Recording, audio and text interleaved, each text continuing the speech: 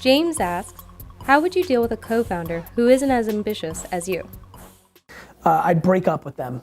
I think that if you have a co-founder that's not as ambitious as you are, you're leading to an inevitable breakup, and I would try to cut it earlier so that feelings aren't as deep.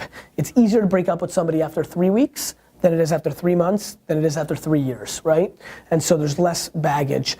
Now, the co-founder may be so talented and brings you value that maybe you don't have to judge them on ambition. But I would say that when you and your co-founder are not aligned, you're headed towards a negative.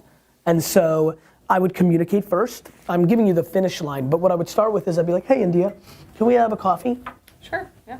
So listen, I really think that I have bigger ambitions for this business than you do, and I'd like to talk to you about that. It's probably true. Yeah, it's definitely true.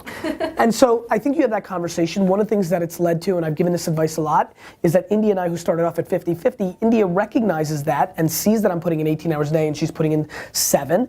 And she may say, you know what? I still want to ride that train. I believe in us. I can't do that. I'm not as ambitious. I don't have as much energy. I don't want to. I have things at home that I want to do. Maybe I should give you back, and now you have 70% and I have 30.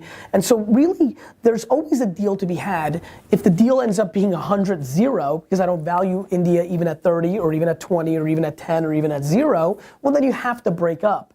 But everything in life, every relationship, you know, boss and employee, boyfriend and girlfriend, partners in business, cousins, mom and dad, every relationship on earth is predicated on communication, and you have to have the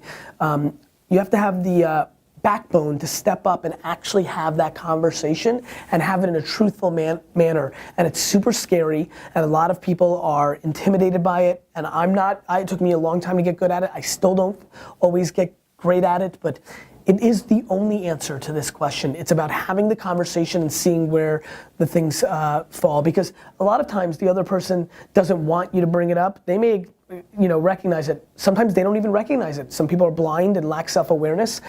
So you need to make sure you're connected in whatever that arrangement is.